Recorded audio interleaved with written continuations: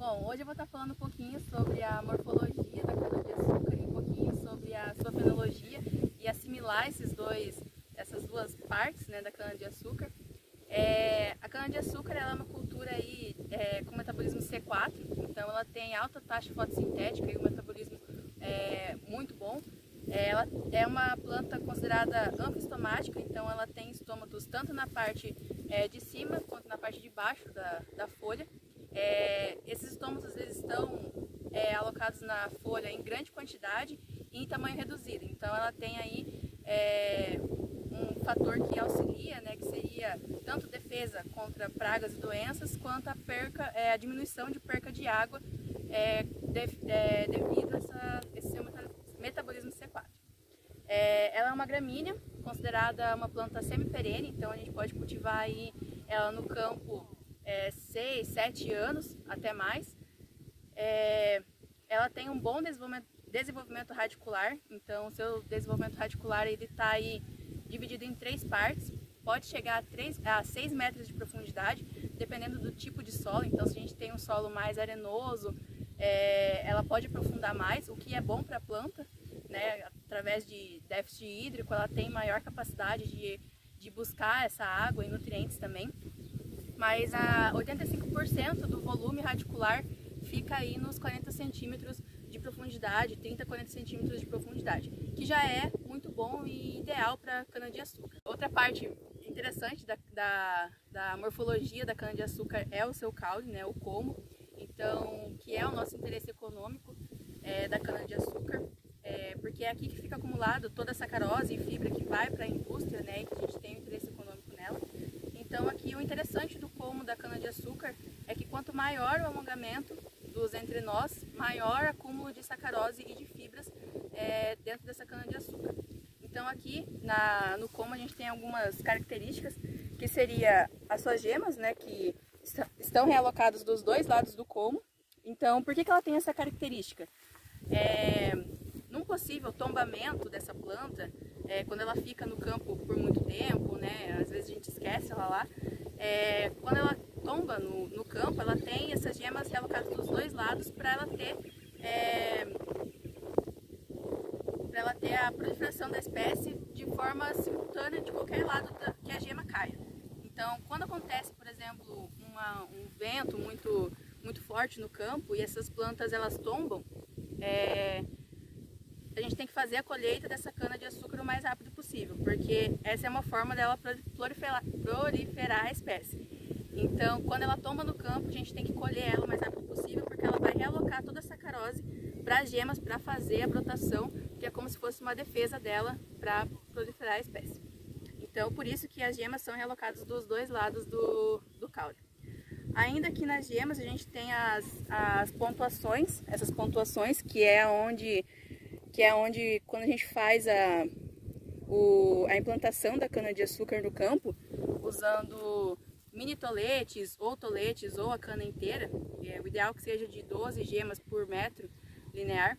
Essas pontuações, né, que a gente tem no caule é onde vai desenvolver as primeiras raízes.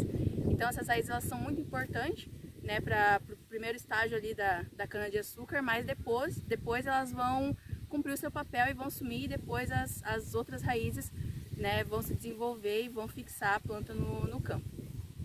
Em relação às folhas da cana-de-açúcar, ela é uma folha lanceolada. A gente tem algumas características da folha que são importantes, né? Como é uma planta muito alta, né, uma planta que chega aí a 2 metros de altura, com muito vento no campo, né, ela tende a balançar muito. Então pode estar acontecendo aí a quebra, pode auxiliar no tombamento da planta. Então algumas das partes importantes da folha seria a bainha, a gente tem também a aurícula, né, que faz essa fixação da folha com a bainha.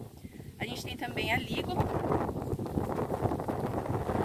que fica aqui dentro, então ela auxilia para não acumular água dentro do colmo, né, que se torna aí um ambiente propício para o desenvolvimento de doenças, principalmente a aurícula e a bainha, elas auxiliam muito nessa flexibilidade da cana-de-açúcar, porque é uma planta muito alta, velocidade auxilia muito ela na hora do desenvolvimento.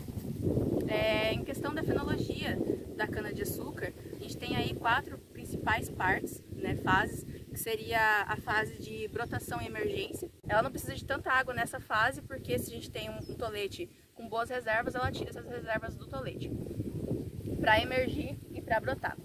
Então, essa fase de brotação e de emergência aí dura de 30 a 60 dias, né, até ela sair, até ela emergir. Aí depois a gente tem a fase fenológica, que seria a segunda fase de desenvolvimento de perfilhos. Então, é aí que ela vai definir os seus perfilhos. A gente tem aí o desenvolvimento dos perfilhos secundários e terciários.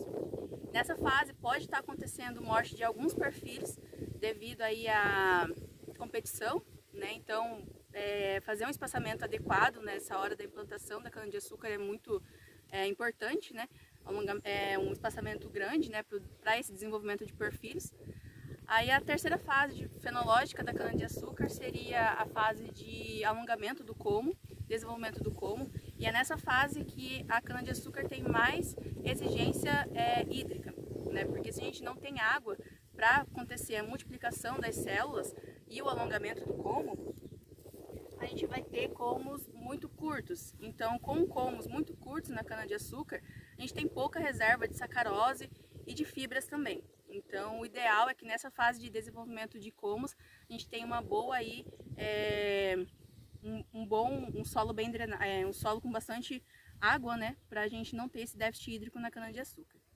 Então, com a água, né, a gente vai ter o alongamento desses comos. Então, a cana-de-açúcar, ela começa a sua reserva de sacarose de baixo para cima. Então, lá na fase de perfilhamento, ela já começa a mandar essa sacarose para as raízes. E assim vai desenvolvendo de baixo para cima a reserva de sacarose. Então, o alongamento dos comos acontece da mesma forma, de baixo para cima. Então, uma cana que está em desenvolvimento, a gente vai perceber que os comos de baixo eles são bem mais alongados do que os comos de cima, né, que ainda não está totalmente desenvolvido. A quarta fase fenológica da cana-de-açúcar é a maturação. Nessa fase, então, ela estabiliza, ela tem toda a concentração de sacarose e de fibras também. O ideal nessa fase de colheita de grau Brix seria de 18, 23, 25 grau Brix. Porém, o produtor, né, quando ele tem um canavial, ele colhe quando ele pode, né? Então, talvez essa variação de 18 grau Brix até 25 mais ou menos é o adequado, porém nem sempre ele consegue fazer essa colheita, né? E aí isso afeta lá na hora de levar para a indústria esse canavial. Bom, e para finalizar, a cana-de-açúcar ela tem um alto potencial produtivo, então ela pode chegar aí a 200 toneladas por hectare, né? Mas o que aproximadamente a gente colhe aqui nas regiões seria de 90, 96, 80 toneladas por hectare, o que é pouco, né, em relação ao que a cana-de-açúcar tem de potencial produtivo, né? Então, aí após os 7 anos, mais ou menos, a própria usina ela renova esse canavial, né? E para poder produzir novamente com alta qualidade, alta produtividade a cana-de-açúcar.